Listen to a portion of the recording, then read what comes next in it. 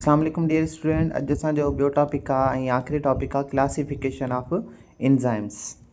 त कहिड़े तरीक़े सां एंजाइम्स खे क्लासिफाइड कयो वियो आहे। हाणे अगरि क्लासिफिकेशन ऑफ एंजाइम जी ॻाल्हि कयूं या त उनखे रिएक्शन जे बुनियाद ते क्लासिफाइड कयो आहे या त वरी उन्हनि खे सबस्ट्रेट जे हिसाब सां, यानी रिएक्शन जो मतिलबु त एंजाइम कहिड़े टाइप जा रिएक्शन कनि था ऐं सबस्ट्रेट जे हिसाब सां त एंजाइम कहिड़े तरीक़े सां ऐं कहिड़े सबस्ट्रेट जे मथां रिएक्शन परफॉर्म कनि था।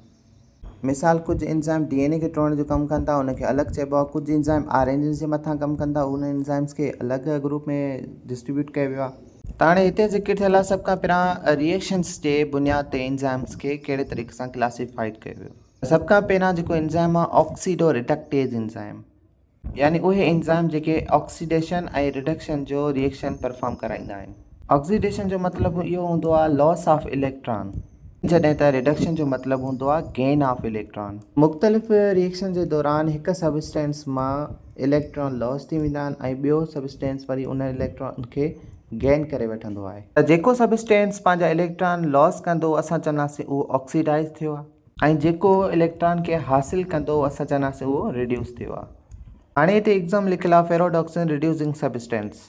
हाणे जेको फेरोडॉक्सिन हिकिड़ो मॉलिक्यूल आहे इहो छा कंदो आहे, इलेक्ट्रॉन खे हासिलु कंदो आहे ऐं इलेक्ट्रॉन हासिल थो करे त चवंदासीं हीउ हिकिड़ो रिड्यूसिंग सबस्टेंस ठही वियो। अहिड़ी तरीक़े सां हिते ॿियो एंजाइम आहे ट्रांसफरेज एंजाइम। हाणे इन जो कमु छा हूंदो आहे, इहे एंजाइम हिकु सबस्टेंस मां हिकु मॉलिक्यूल खे यानी हिकु ग्रुप खे ट्रांसफर करे ॿिए सबस्टेंस ताईं पहुचाइनि, त अहिड़नि एंजाइम खे ट्रांसफरेज एंजाइम चयो वेंदो आहे। जीअं हिते एग्ज़ाम्पल आहे त हिकु एंजाइम आहे जेको हिकु एटीपी मां फॉस्फेट खे कढी छॾे थो, त जॾहिं एटीपी मां हिकु फॉस्फेट निकिरंदो त एटीपी एडीपी ठही वेंदो ऐं जेको फॉस्फेट रिमूव थियो इहो काॾे वेंदो, इहो हेक्सोज़ वटि वेंदो यानी शुगर वटि हलियो वेंदो।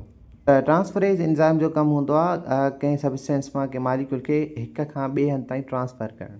ऐं हाणे टियों एंजाइम आहे जंहिंजो नालो आहे हाइड्रोलेज एंजाइम। हाणे इन्हनि एंजाइम जो कमु छा हूंदो आहे, हाइड्रोलाइसिस कराइणु। हाइड्रोलाइसिस हिकिड़ो अहिड़ो प्रोसेस आहे जंहिंमें वाटर जे अचण सां बॉन्ड छा थींदो आहे, ब्रेक थींदो आहे, त उन प्रोसेस खे असां हाइड्रोलाइसिस चवंदा आहियूं। त इन एंजाइम खे असां हाइड्रोलेज एंजाइम चवंदा आहियूं। इनखे डाइजेस्टिव एंजाइम बि चवंदा आहियूं छो इहे असांजे डाइजेशन में बि हिसो वठंदा आहिनि। मज़ीद लिखियलु आहे त इहे ओलिगोमर्स खे मोनोमर्स में कन्वर्ट कंदा आहिनि, यानी ओलिगोमर्स जेको हिकिड़ो इलाही सारे यूनिट्स जो ठहियलु आहे उनखे कन्वर्ट कंदा मोनोमर्स में, यानी उन्हनि खे टोड़े करे अञा नंढनि यूनिट्स में कन्वर्ट कयो वेंदो आहे।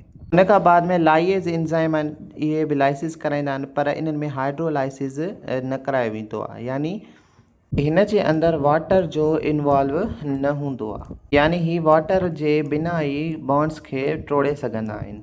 त हिननि जो कमु बि मॉलिक्यूल्स खे टोड़णु आहे, कोवलेंट बॉन्ड उन्हनि जा टोड़णु आहे, पर ही वाटर जो इस्तेमालु न कंदा आहिनि, वाटर खां बिना ई बॉन्ड्स जी ब्रेक डाउन स्टार्ट करे छॾींदा आहिनि। उन खां बाद में जेको एंजाइम आहे आइसोमरेज एंजाइम। ही एंजाइम उहे हूंदा आहिनि जेके आइसोमर्स खे ठाहींदा आहिनि। आइसोमर्स छा हूंदा आहिनि, मिसाल ग्लूकोज़ आहे C6H12O6, यानी 6 कार्बन 12 हाइड्रोजन ऐं 6 ऑक्सीजन मौजूदु आहिनि।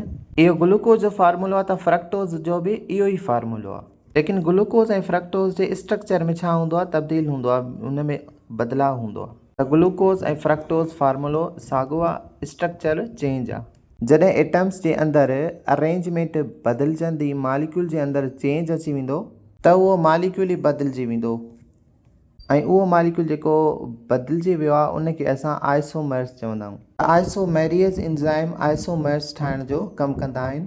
हाणे लिखियलु आहे ग्लूकोज 6 फॉस्फेट आहे, उनखे कन्वर्ट कयो वेंदो आहे फ्रक्टोज 6 फॉस्फेट जे दौरान, ऐं इहो थींदो आहे ग्लाइकोलाइसिस जे दौरान। ग्लाइकोलाइसिस जेको प्रोसेस हूंदो आहे जंहिंमें ग्लूकोज टुटंदो आहे, ग्लूकोज सां शुरूआति जे अंदरि शामिलु हूंदो आहे फॉस्फेट ऐं कार्बन ते, पोइ उन खां बाद में फ्रक्टोज 6 फॉस्फेट ठहंदो ऐं इन प्रोसेस जे दौरान जेको एंजाइम शामिलु हूंदो उन एंजाइम खे चइबो आहे फॉस्फोफेक्सोस आइसोमरेज एंजाइम। अच्छा, लास्ट में ज़िक्र थियल आहे लाइगेज एंजाइम जो।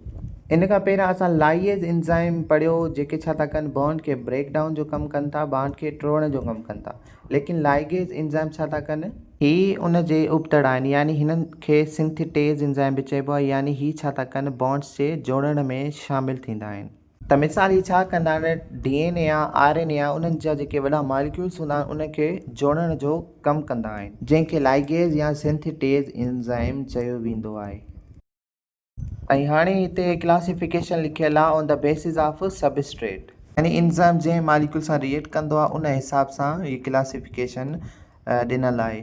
ऐं 4 ग्रुप जो ज़िक्र कयो वियो आहे हिते। सभ खां पहिरियां आहे प्रोटीएज़। इहे छा कंदा आहिनि एंजाइम, प्रोटीन जे मथां एक्ट कंदा आहिनि। जीअं ट्रिप्सिन एंजाइम थी वियो, पेप्सिन एंजाइम, इन्हनि जो कमु हूंदो आहे प्रोटीन खे टोड़णु। उन खां बाद में आहे लाइपेज़ एंजाइम।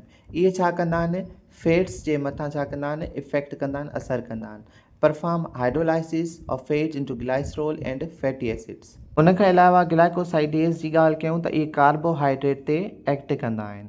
हाणे हिन जे अंदरि मुख़्तलिफ़ नाला आहिनि, जीअं अमाइलेज़ आहे, act on amylose to convert into maltose. Cellulase आहे त उहो एक्ट कंदो सेल्यूलोज ते।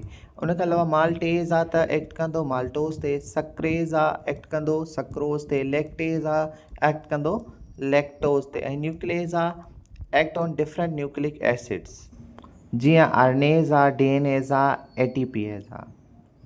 त इन सां गॾु गॾु असांजो चैप्टर कंप्लीट थी वियो। ईअं अगरि तव्हांखे सॼो चैप्टर सम्झ में आयो आहे त लाइक, सब्सक्राइब ऐं शेयर लाज़मी कजो। Thanks all of U. असां इन खां बाद में मिलूं था हिकु नेक्स्ट चैप्टर में।